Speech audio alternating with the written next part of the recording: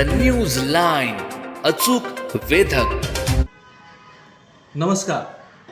आज आयकॅन training institute मार्फत कराड तालुक्यामध्ये इयत्ता 4थी आणि इयत्ता 7वीच्या विद्यार्थ्यांकरता स्कॉलरशिप अभिरूप परीक्षेचं नियोजन करण्यात आलेलं आहे.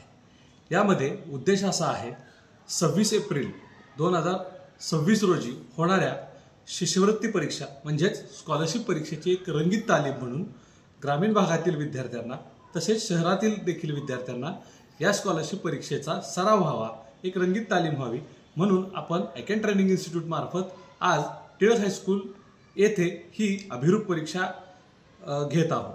त्यासाठी ग्रामीण भागातून तसेच शहरी भागातून विद्यार्थ्यांचा उत्स्फूर्त प्रतिसाद आहे.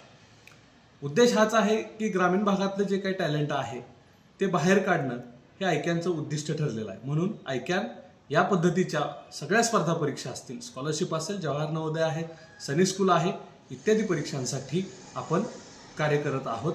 धन्यवाद. आत्ता 4थी आणि 7वीची जी आज परीक्षा ठेवलेली आहे यामध्ये साधारणपणे 350 विद्यार्थ्यांनी सहभाग घेतलेला आहे. जवळपास 350 विद्यार्थी आज या केंद्रावरती परीक्षा देण्यासाठी आलेले आहेत. याचा पुढे भविष्यात उपयोग काय आहे?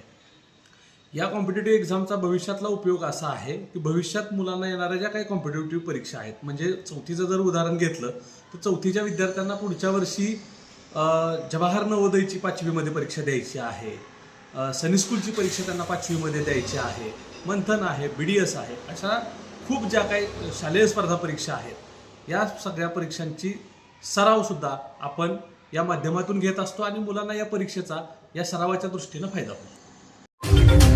न्यूज लाईन, अचूक वेधक.